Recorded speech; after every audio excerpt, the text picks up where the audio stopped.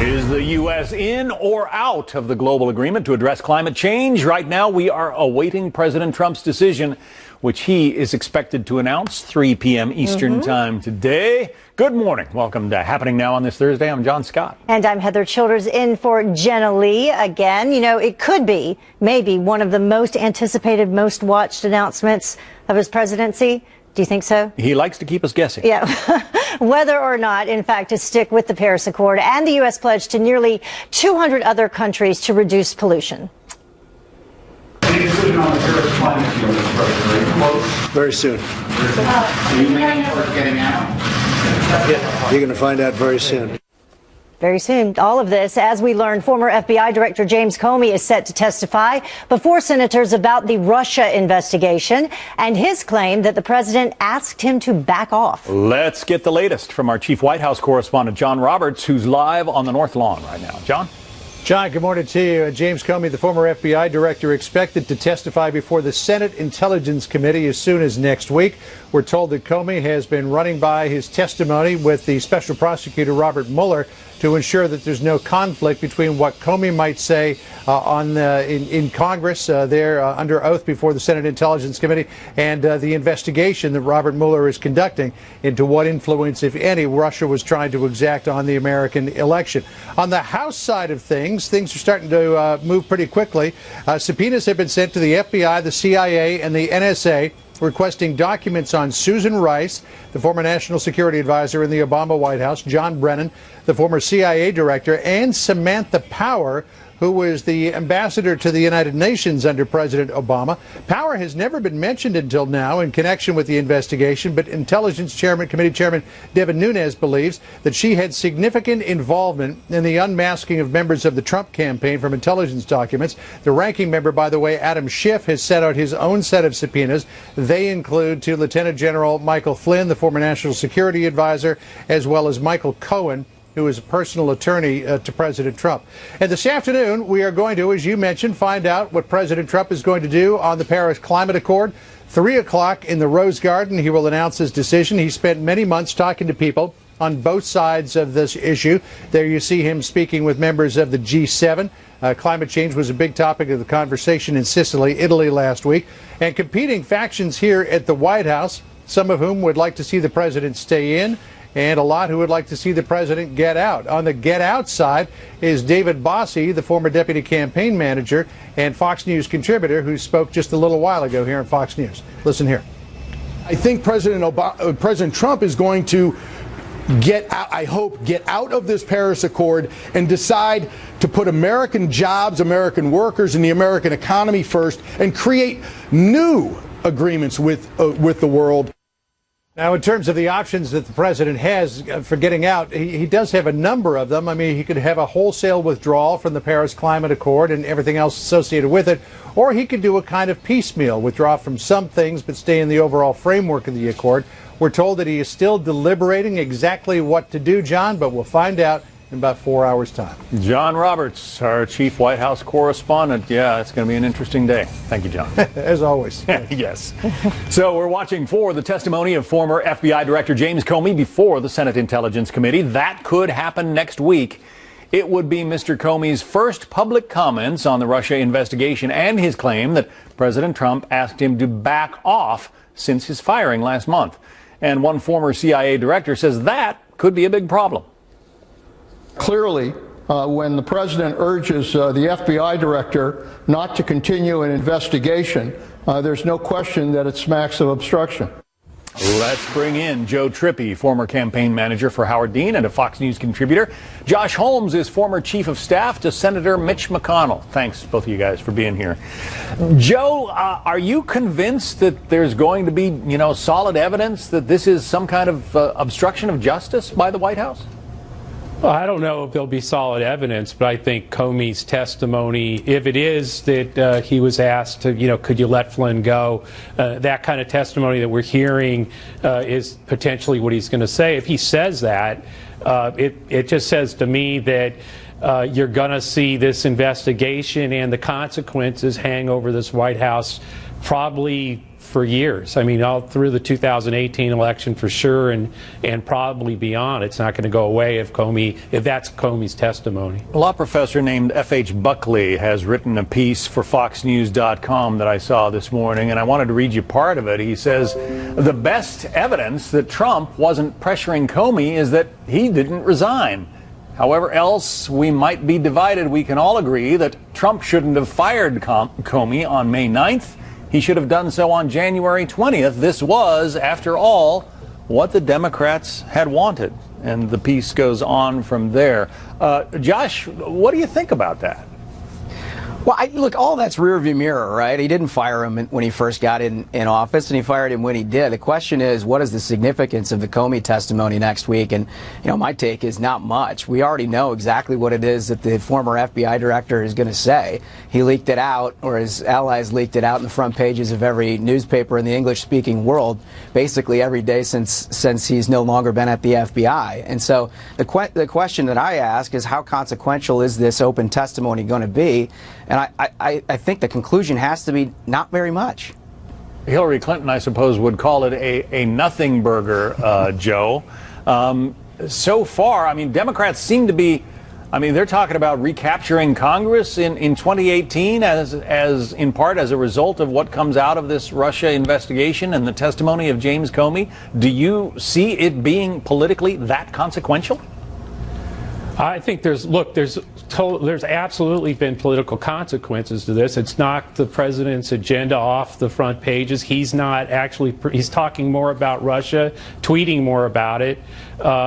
And it's having an impact on his favorability ratings. I mean, they are so low that, yes, if there was an election today, it would be a very good time to be running as a Democrat. That's just that's not just the case with this president. It's the case with any president with these low ratings. And there's no way to get around that the Russia investigation is eroding his favorability ratings. They're historically low. Well, in the meantime, he is the president, and he beat Hillary Clinton. She is speaking out rather publicly about her election loss and those whom she blames for it, including her own party apparatus. I inherit nothing from the Democratic Party. It was bankrupt. It was on the verge of insolvency. Its data was mediocre to poor, non-existent, wrong. I had to inject money into it. This is the DNC. The DNC to keep it going. So Hillary Clinton, Josh, you're laughing there. Hillary Clinton says it was the DNC's fault, and actually we're going to get to some other folks that she blames for her loss. What's your take, Josh? Well, it's humorous to watch. I mean, she's providing her public analysis in like the second or third stage of grief, right? She's not worked her way all the way through to acceptance. But honestly, if I was running the RNC, I'd try to pick up the tab on her speaking fees to keep her out there, because she's probably the biggest gift that the Republican Party has at this point. The more that she can be on the television and talking about her analysis and her campaign and what she thinks ought to happen, the better Donald Trump looks every day. Let's listen to a little bit more of her speech, and then we have sort of a verbate of the entire list. Listen to this. My email account was turned into, the biggest scandal since Lord knows when. This was the biggest nothing burger ever. It was a mistake. I've said it was a mistake, but the way that it was used was very damaging. Whatever resentment or point of anger that you may have, if he can get into it, whether it's race or sex or xenophobia or anti-Islamophobia, whatever it is. So in that address, Joe, Hillary Clinton blamed quite a number of people. We have a list. We're just going to run them on the screen because it would just about take too long to read. The FBI, the New York Times, James Comey, it goes on, down to misogynists, the Republican Party, and the Democratic Party, as well as suburban women. Joe, as a loyal Democrat, what do you think of Hillary's blaming these organizations and people? Well, I mean, she also said that she made mistakes and her campaign made mistakes. And she said that wasn't the reason she lost. I think everybody's going to turn out to be right on this over time. When you lose the Electoral College by 77,000 votes, it turns out that just about any of the reasons she cited and her detractors cite is reality. She lost Michigan by something like 10,500 votes. I mean, that could be Russian trolls. It could be that she didn't go there enough. So I just think, look, she's got a right to express why she thinks she's lost. She's doing that. This is what she believes. And she did win the popular vote by 3 million. She lost the Electoral College by fewer than 100,000. And everybody who claims they know the reason is right, because you can't lose when you lose by that small margin. Every single thing that happened mattered, from a tweet to her schedule. Her own abilities as a candidate, Josh, are not on that list. No, I mean, it's really striking. As I said, you know, it's still the second or third stage of grief. It's everybody else's fault. She's sort of rationalizing why it is that she finds herself in this situation. But yeah, I mean, this is literally the reason why losing candidates go dark for a couple of years, because it's an extremely emotional process. It's one that you never want to see a candidate trying to figure out in public, but yet, you know, I guess the speaking fees are pretty luring or something, because she's putting herself out in a situation that I think is really doing herself a disservice. Josh Holmes and Joe Trippi will continue to watch for future remarks from Mrs. Clinton. Gentlemen, thank you. Good to be with you. Thank you. The Macedonia operatives. That yes, was Macedonia operatives. Too, yeah. That was well, Russian President Vladimir Putin, that was on that list. Well, today he says, telling reporters, that Russia has never engaged in hacking, suggesting instead that evidence pointing toward Moscow was rigged. But Putin did not rule out the possibility that individuals could have mounted a cyber attack on the U.S., given the current frosty relations. They wake up in the morning today, read that something is going on in international relations. If they are patriots, they start to contribute their opinions in order to fight against those who speak ill about Russia. Theoretically, it's possible. We don't engage in that on a state level. Amy Kellogg joins us now live from Milan, Italy, with more. Amy? Hi, Heather. Well, that wording really does recall a recent Kremlin statement that it wasn't sending any troops to fight in eastern Ukraine, but it couldn't prevent volunteers from going there on their own to struggle against, to fight against perceived injustices there. So, again, today Putin again denied that he dispatched or managed any hackers, but he also said that hackers, no matter how good, how active, how clever, would not ultimately be able to influence the results of an election, because the public is simply too smart to be hoodwinked.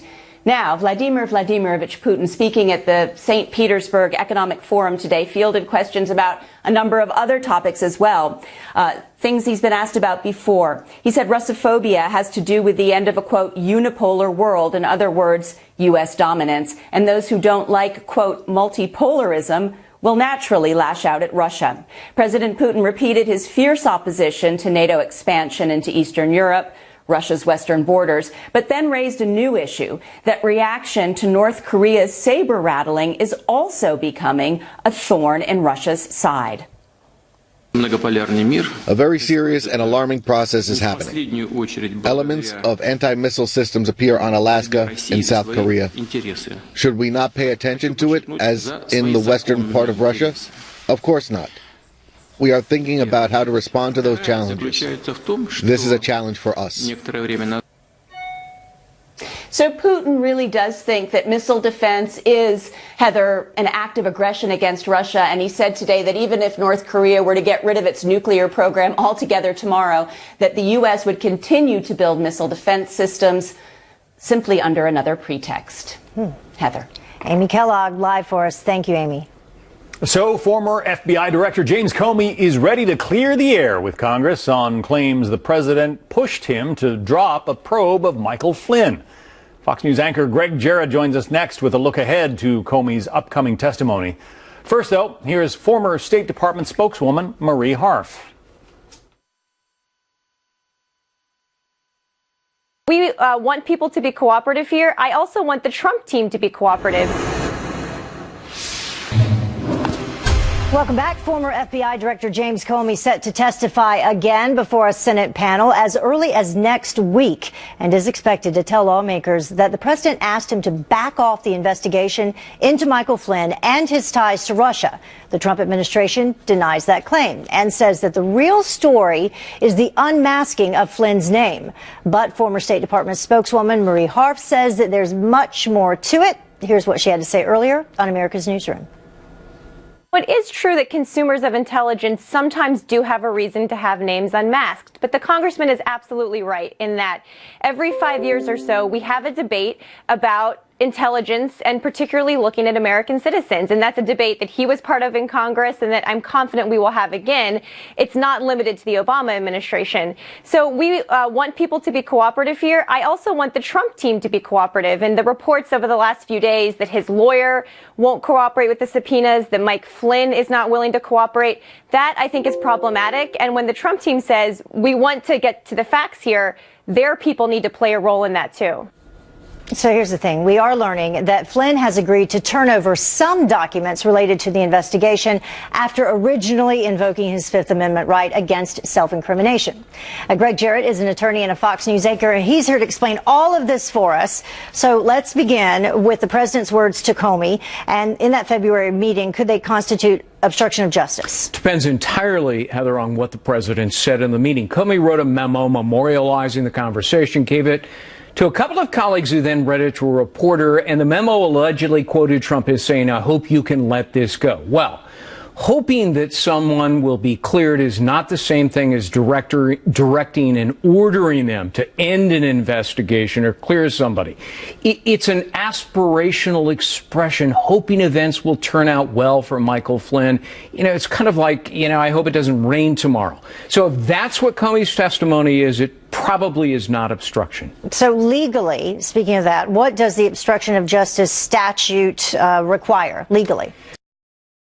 Hard to prove. So here's the big question a lot of people are asking. If Comey thought that the president was attempting to obstruct justice, did he have a duty to report it?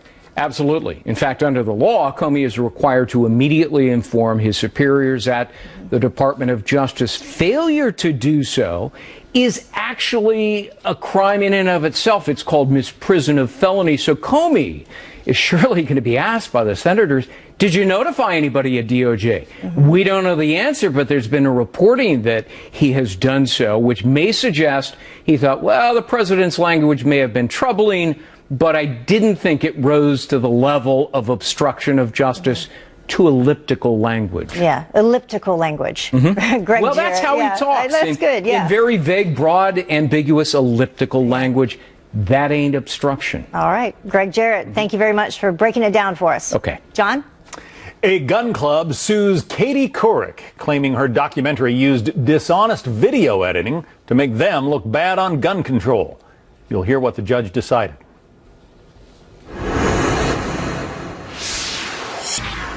Some new information we're learning. A judge has thrown out a lawsuit against Katie Couric over a documentary about gun control. A gun club in Virginia, you may remember, sued Couric for $12 million, saying that the editing of the documentary was misleading and it defamed members who were featured in the clip. The issue stems from a gap of silence inserted into the group interview to make the gun club members appear stumped by a question. Let me ask you another question. If there are no background checks for gun purchasers, how do you prevent felons or terrorists from purchasing a gun?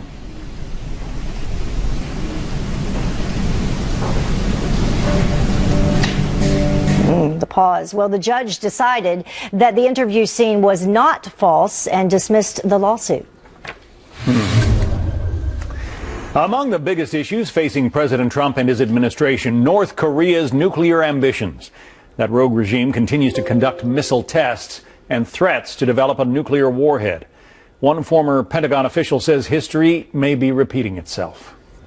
This is a condition of severe structural stress. In the North Korean case in particular, we see ourselves creeping towards, I've written about this as a Cuban Missile Crisis in slow motion. That was Graham Allison, former Assistant Secretary of Defense and author of the new book, Destined for War: Can America and China Escape Thucydides' Trap? He joins me now. The progress that the North Koreans have made in terms of building a nuclear warhead is pretty frightening to you, and I guess it should be to all Americans. Absolutely it is, and it is to anybody that's really focused on the issue. If you want a pretty good snapshot of it, I think General Mattis's, Secretary of Defense Mattis's presentation on one of the Sunday shows got right to the point. Basically, North Korea has acquired nuclear weapons. North Korea has acquired and built missiles that can deliver those nuclear weapons against South Korea and against Japan. And North Korea is on a path in the months immediately ahead to have a missile that can deliver a nuclear warhead against San Francisco or Los Angeles. And that's just an ugly fact.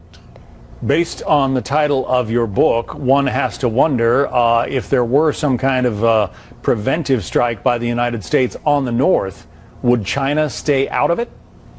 Well, we should try to remember what happened the last time we saw this movie, which was the first Korean War, and this could be the beginning of the second. I think most of the American intelligence community believes that if we strike North Korea, which of course we can do, to prevent it conducting missile tests that will give it the capability to hold San Francisco or Los Angeles hostage. So we can conduct that test and we can execute it. But if we do, what's North Korea going to do in response? And I think most people believe, and I believe, that they will respond by artillery shells on Seoul that will kill about 1 million people in the first 48 hours. Yeah, well, then it may be over, or then next move to our side. Yeah. North Korea, even without nuclear weapons, is a frightening military power. North Korea is genuinely weird. I think most Americans simply can't believe, and it's hard for even me to believe, and I study it a lot. I mean, here's a poor, impoverished, isolated country that has somehow built itself a nuclear arsenal, somehow built missiles that can attack the South, somehow developed all this artillery. And it's a poor country. It makes no sense, but it's a fact, yeah. Well, President Trump said early in his administration that if China is not going to help solve the North Korean problem, then the U.S. will. Could the U.S. do it without China's help? Well, yes, we can, at least prevent North Korea acquiring an ability to launch a nuclear weapon against the U.S. But we would have to do so, unless China is able to do something, by attacking North Korea. And as I say, most people, when they play through this game, see we attack North Korea attacks Seoul, we then attack all of the air, all of the missiles, all of the artillery that could kill more people in South Korea. Now we're into the Second Korean War. And in the First Korean War, as we marched rapidly towards the Chinese border, the Chinese entered the war and beat us back down to the 38th parallel. So again, most people believe, and I believe, that if you have a Second Korean War, we will see China fighting in that war to prevent the unification of Korea under a government that's a military ally of the U.S. So it's impossible, I mean, I think it's almost impossible to believe, but we're seeing a sequence of events like we saw in the Cuban Missile Crisis, in which a small action by our part for very legitimate reasons. I mean, who wants to imagine Kim Jong-il with nuclear weapons able to attack San Francisco or Los Angeles? Nobody. And President Trump has said, I'm telling you, this is not going to happen. And he tried to persuade Xi Jinping, you have to solve this problem, but if you don't, I will. And you're not going to like the way that I solve it. But if he does, by striking North Korea, there's a reasonable chance you see a sequence of events that nobody wants, but at the end of which you could even see China and the U.S. killing each other in thousands of numbers. Yeah, we have to remember there are 30,000 U.S. troops in South Korea right there up against the DMZ, and as you say, 1 million South Koreans could be victims of an initial attack by the North? That's the estimate from the Pentagon that's been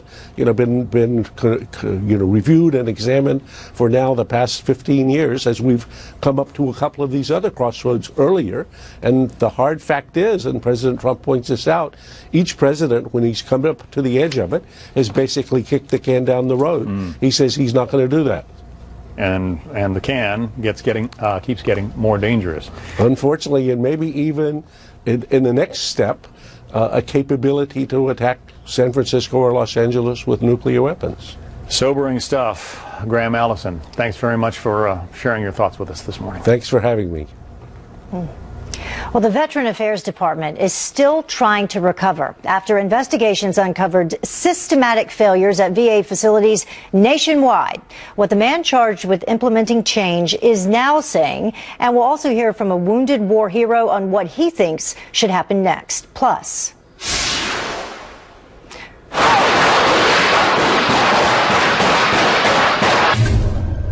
breaking now, terrifying moments at a Texas car dealership as a deadly shootout is caught on camera. He got it.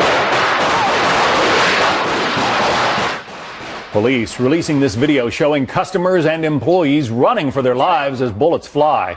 The backstory? 2 bounty hunters tracked a fugitive to that business just outside of Dallas, but he doesn't go peacefully. Casey Stiegel, live from our Dallas bureau with more on what happened there. Casey? And John, when you see and hear what happened, you'll understand why it really is a miracle that no innocent bystanders were hurt in this whole ordeal. He got it.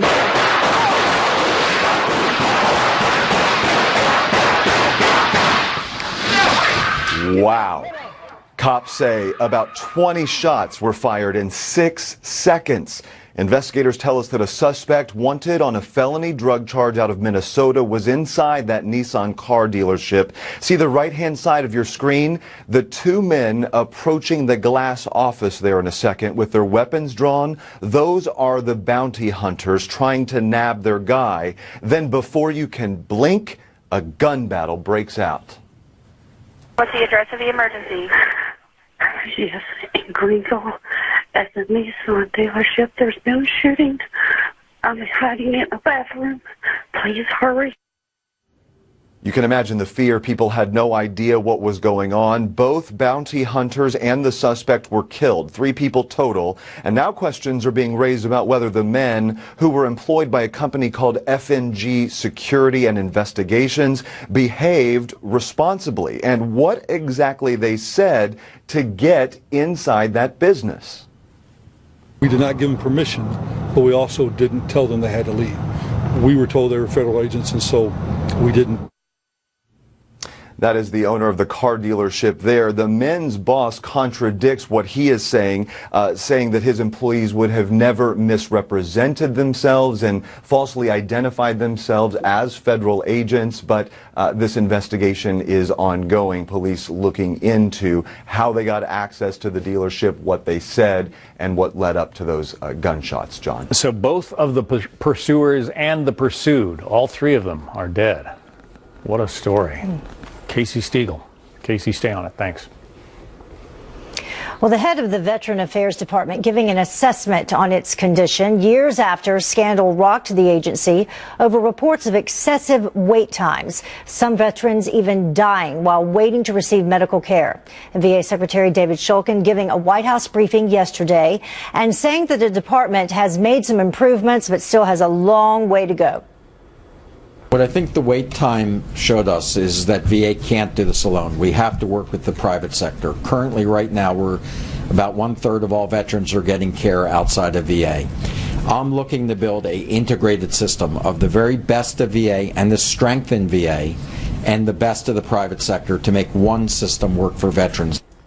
Joining me now is retired Marine Staff Sergeant Johnny Joey Jones, and he's also a former bomb technician. Thank you for joining us today.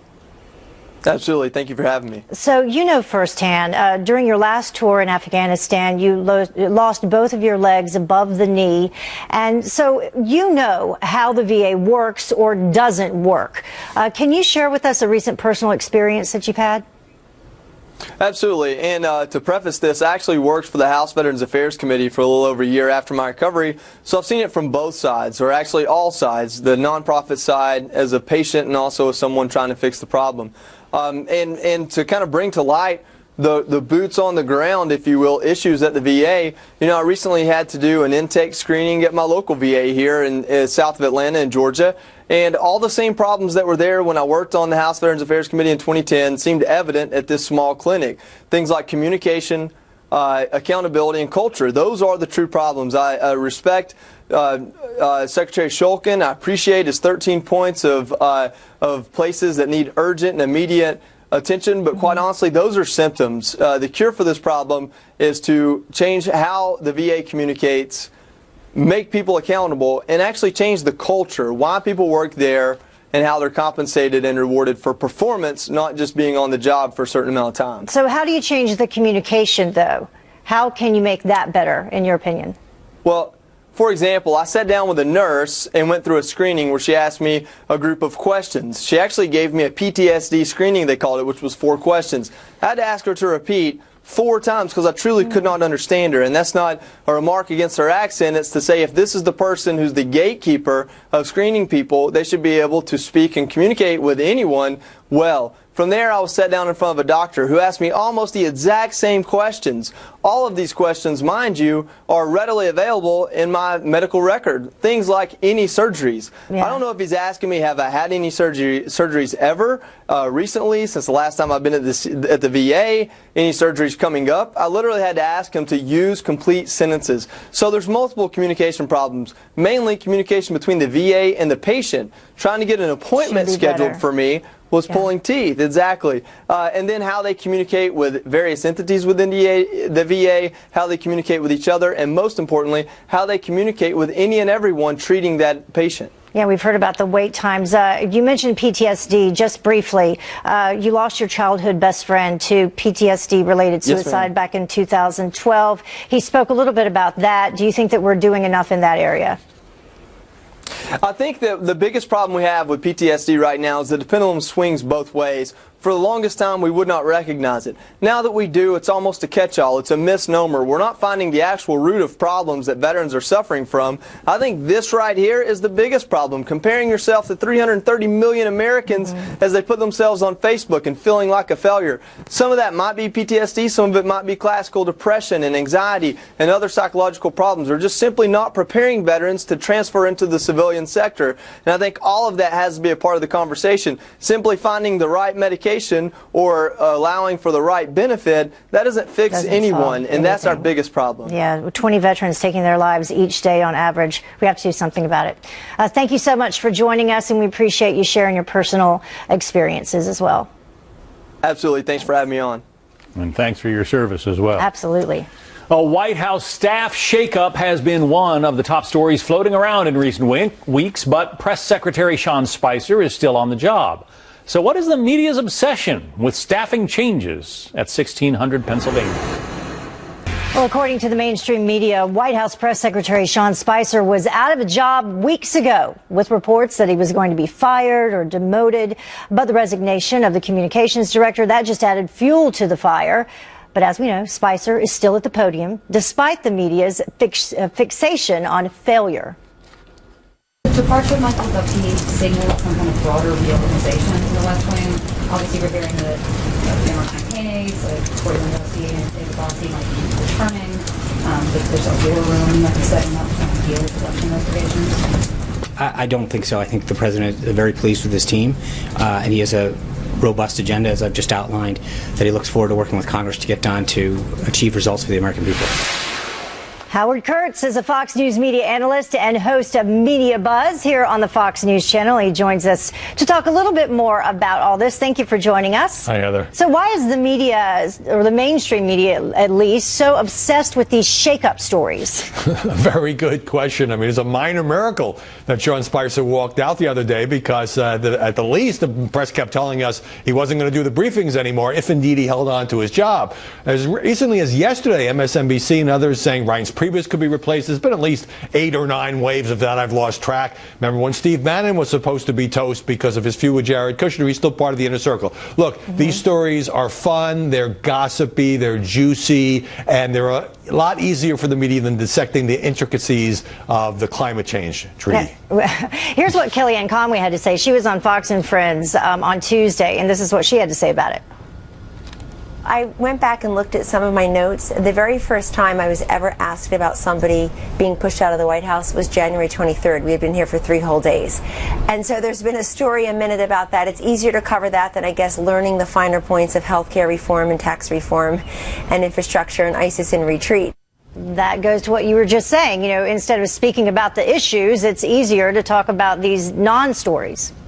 Well, they're not necessarily non-stories in the sense that, you know, by the time I get back to my office, I suppose somebody else may have been fired. And the White House bears some responsibility for this because it is such a leaky place, and you have these competing factions that often, you know, under the curtain of anonymity are leaking about who might be down or out and who the president's mad at. I mean, that is providing a lot of fodder for these stories. But at the same time, there is this sort of obsession. I mean, I don't remember a lot during the Obama administration about whether Rahm Emanuel was feuding with David Axelrod, but I guess since they're all sort of SNL characters now, it makes it, they're much more high profile than usual for a White House. Yeah, and the Obama administration, I mean, they were treated completely differently than this administration has been treated so far, at least in my opinion. Don't you think? That's certainly true in a larger sense, and maybe there was less feuding, or at least they weren't as leaky as this administration. But another interesting thing, Heather, so you showed the footage of Spicer holding that televised briefing on Tuesday. So yesterday, he had an off-camera briefing, and the networks put it on anyway. They just took the audio. So, you know, the idea that, you know, what they're trying to do is have a little bit lower profile for these briefings, knowing they're going to be dominated by these scandal questions. And also, Sean Spicer, for the first time, said, I'm not going to be answering these questions. I'm going to refer you to the president's private lawyer. This is all part of a strategy. Clinton administration did this as well during its time of scandal and impeachment to take the focus off of the press secretary being battered with these Russia-related questions, push him out to a private lawyer who may or may not have a lot to say to the media. Yeah, speaking of this briefing, though, I had our brain room pull up this list that's been coming out, the word mentions in his briefing, and the one that was, day before yesterday, tweet or tweeted or retweeted was the most spoken word, and that was 11 times. So that tells us all something, right? There are a lot of tweets out there, including that one with the typo, which Sean got asked about, that also provide fodder for the media. The president doesn't want to give up his Twitter account. He thinks that's what helped get him elected, but it does also sometimes fuel stories that are sort of off the day's, you know, main message that the administration is trying to drive. All right. Howie, thank you so much. Great to see you, Heather. Well, a stunning fall from grace as police release video of the DUI arrest of golf legend Tiger Woods. A live report on that straight ahead. Have you had anything to drink tonight? I'm not. Are you sure? Yes. 100%? 100%. Okay. Have you taken any illegal drugs? No. Okay. Have you taken any medication?